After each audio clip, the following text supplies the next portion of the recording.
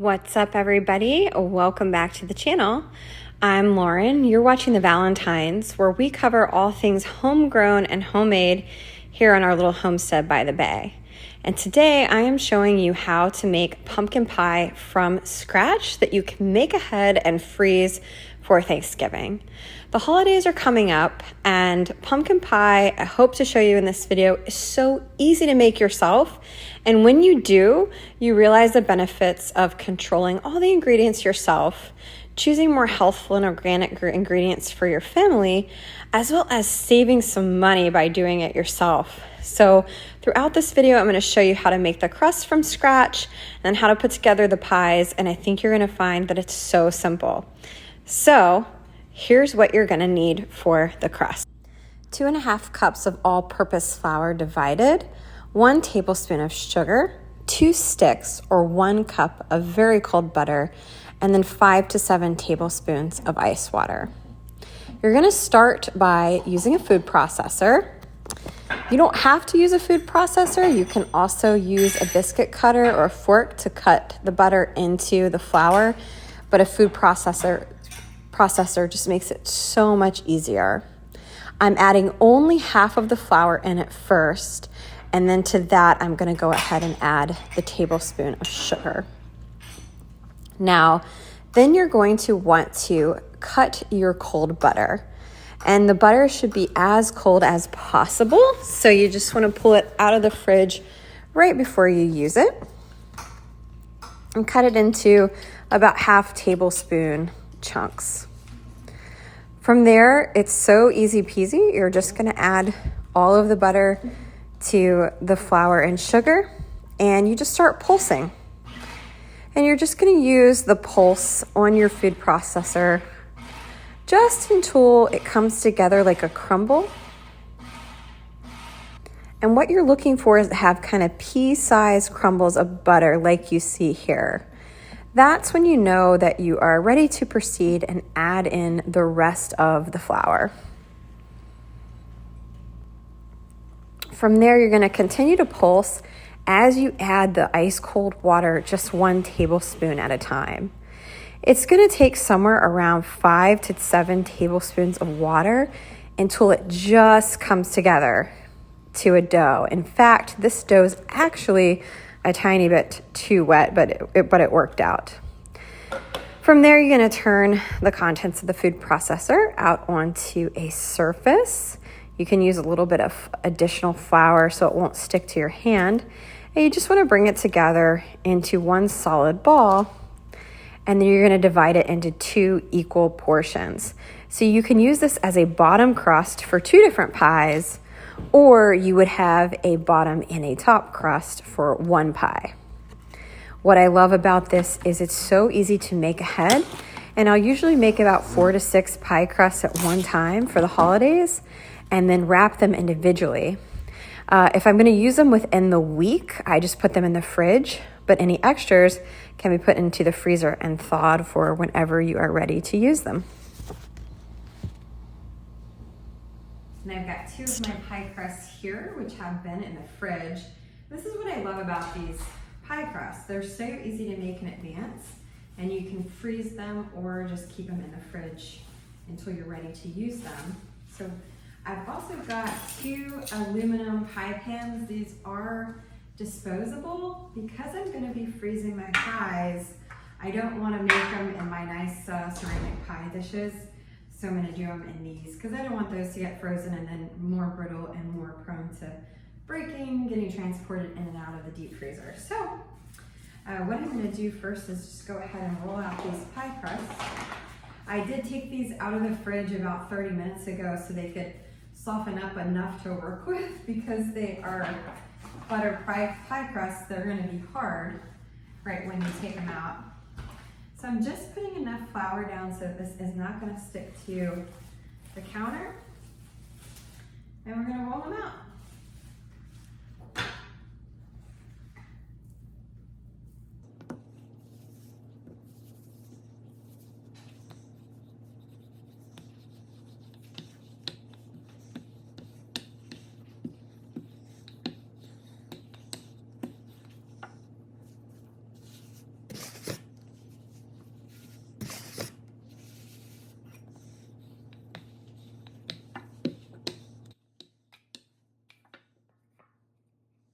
I like to use my pie pan as a guide. You just need about an inch of overhang for the crust.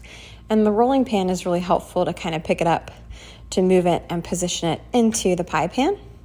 Then you just want to make sure that it lays flush in the bottom of the pan. Then you can proceed to trim the edges of any extra crust. And then using your fingers and thumbs, you can kind of score a decorative edge around the rim of the pie.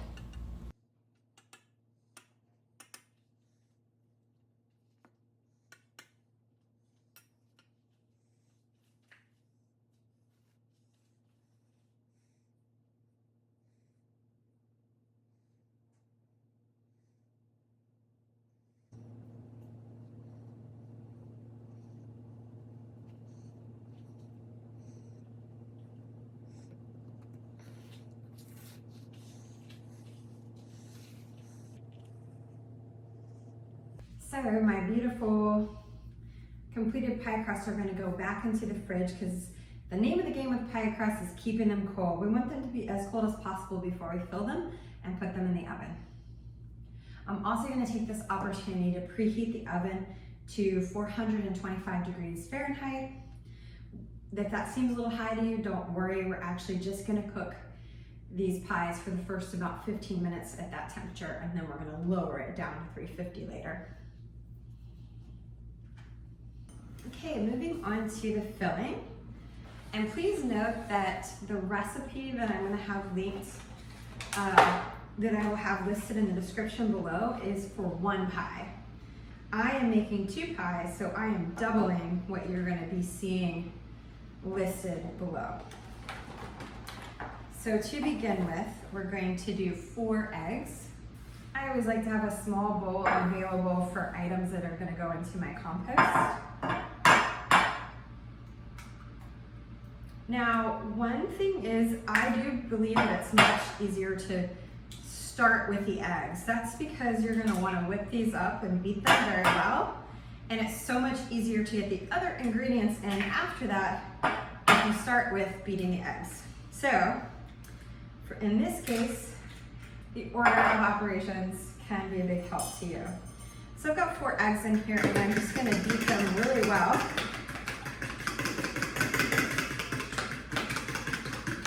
So into the beaten eggs, I'm next going to add my dry ingredients, which begins with 1.5 cups of white granulated sugar,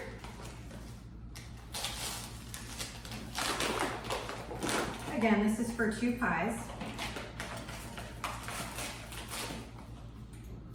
There's 1.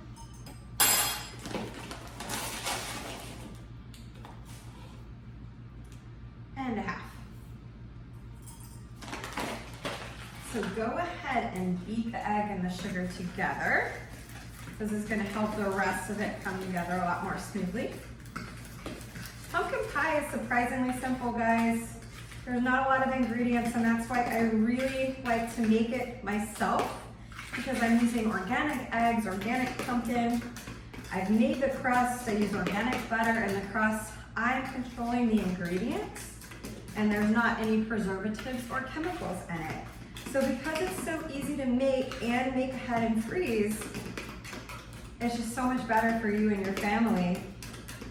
And I would gather cheaper. Those boxed pumpkin pies and even ones that you get from bakery, they charge an arm and a leg for those. As they should. They do beautiful work at the, private bakeries, but still, it's expensive. All right, I'm gonna continue with the dry ingredients here. And I keep almost dropping my fork in the bowl. I'm gonna do 1/2 teaspoon of salt, or since I'm doubling this, it'll be a full teaspoon of salt.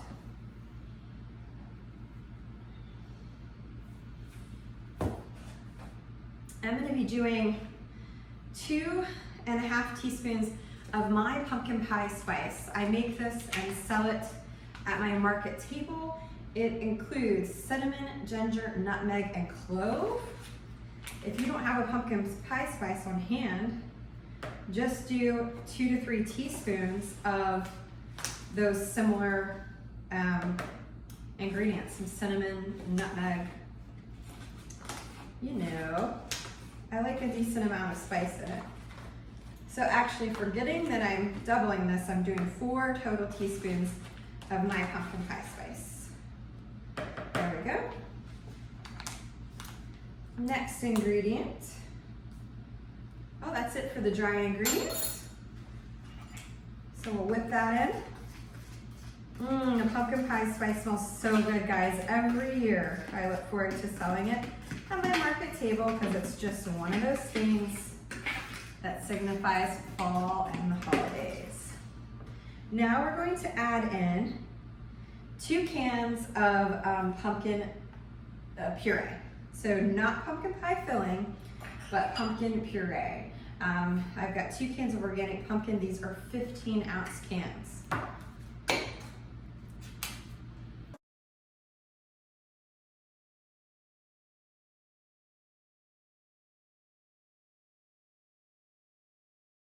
Two cans of evaporated milk, and these are 12-ounce cans. They're a bit smaller than your standard size cans. It smells so good. I'm gonna taste a little bit because I love it. It's delicious. This is what really, obviously this is the ingredient that really creates the flavor and the texture of the pumpkin pie that we've all come to love for the holidays. And wait till you see the beautiful orange color that this turns into. And we're gonna whip this all together by hand until it's really well combined. That's it, you guys. That's all the ingredients. Please note that it is very normal. The mixture is going to be really soupy, very liquid. That's very normal. So you don't have to worry about that. It's going to firm up like a custard as it bakes. Between the egg and the evaporated milk, it will all come together.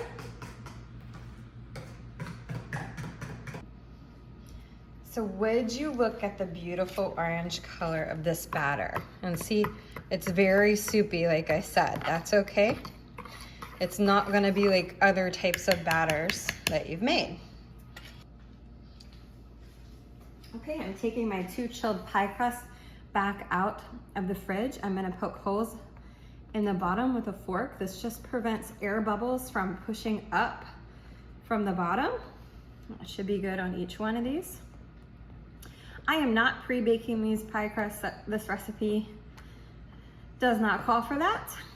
And now we're simply going to pour in this beautiful pie mixture.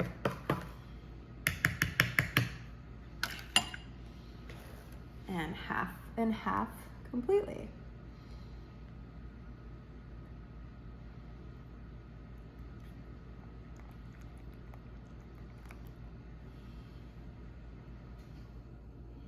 Just look at that color. Like, amazing.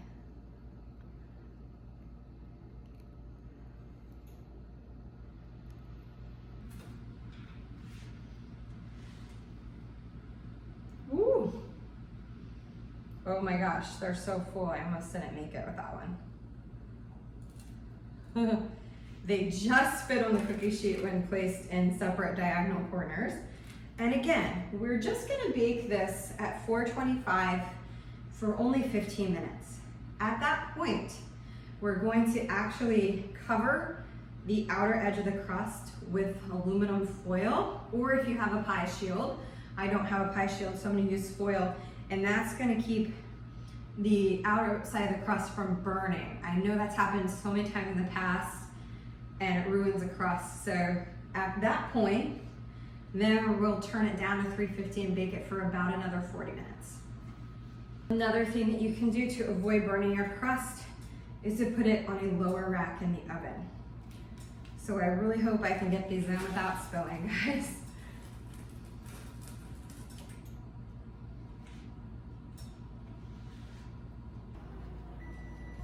So the reason for the outfit change is we are going out to dinner for a date night as soon as these pies are done.